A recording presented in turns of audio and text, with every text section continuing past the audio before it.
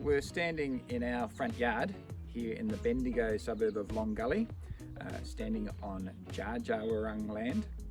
and we'd just like to share with you a little bit of the story of this place and our story in this place, and a little bit of how we've tried to think about the mandate in Genesis 2:15 to be people who keep and work for the earth.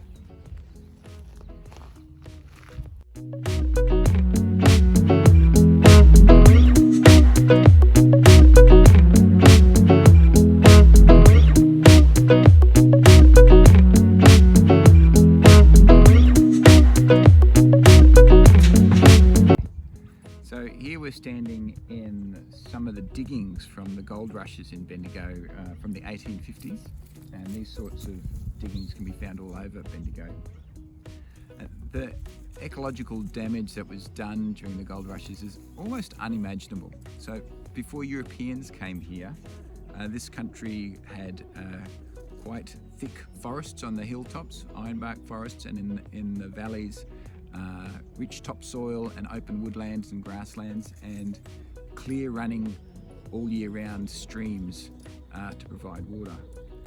Pretty much all of that went within the first 10 years of gold rushes. The hills were denuded of trees, the topsoil was dug up or washed away very rapidly, so that now what's left in Bendigo is mostly this terrible substrate.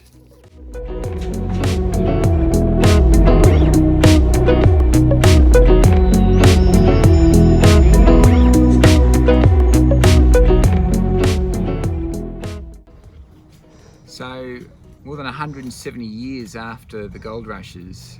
this bushland all over here and the earth, the ground, it still bears the very visible scars and wounds of that time.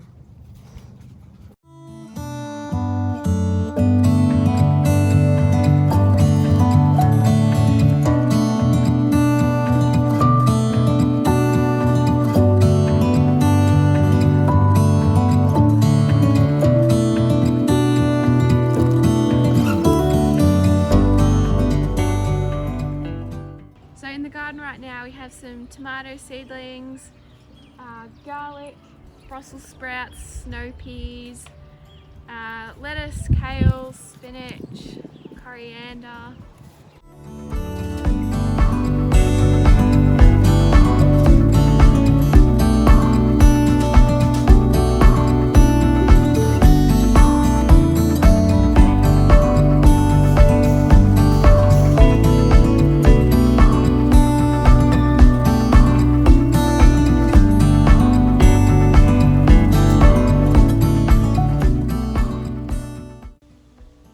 So in Genesis chapter 2, the calling that is given to the human, the earth person formed from the earth, is to work and keep the earth, or by another translation, it's to serve and observe the earth. Living as we do here on the margins of town and bush, of human-shaped spaces and wild spaces, we've had the privilege of being able to observe the bush and its seasons and cycles over a number of years now, and the privilege of learning about all the various species of plant and particularly bird life that live here, and seeing the changes that it goes through, starting to begin to scratch the surface of learning what health might mean for this land and what it requires to care for it, what it means to serve it, and how we can observe its limits to stay within its health.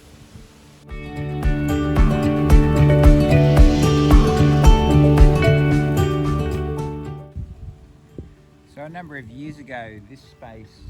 here was bulldozed by the housing developer there to make a fire break between his development and the bush just over here. And we were a bit shocked by that at the time, but it's turned out actually that the disturbance that the developer unintentionally created and the space he cleared has allowed a whole bunch of quite different native flower and grass species to come up here that aren't present anywhere else on this hill, in this bushland that's dominated primarily by melaleuca and acacia scrub. So actually this accident here has created a space for a different ecological niche, and the more we learn, it turns out that's really what the First Nations of this continent, largely how they cared for and cultivated this land was by creating lots of different pockets of ecological niches and spaces.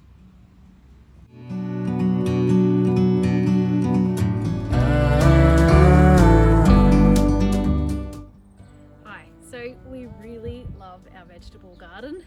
and we love learning about how to grow vegetables. We've tried to learn how to grow vegetables that we eat and that we can grow, so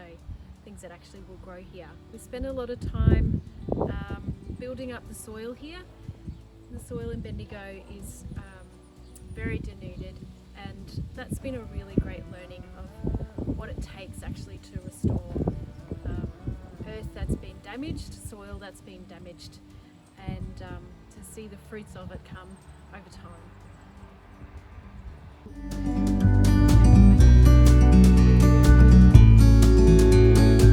I'm really privileged in my paid work to work in conservation and land management and regenerative agriculture. I work for a business that purchases private land. Most of the land in Australia that needs to be protected, that has remnant vegetation on it, is held privately, not in public land. And Cassinia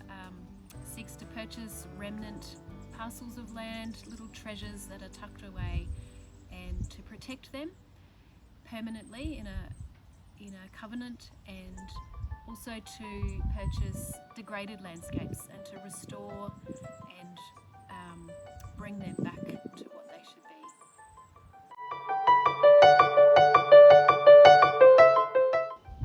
Cassinia is also a part of a growing movement of ethical businesses and organisations who are seeking to make a difference globally, and they have a crazy target, a really ambitious target of 1 million hectares protected by 2030 and 100 million trees protected or planted by 2030.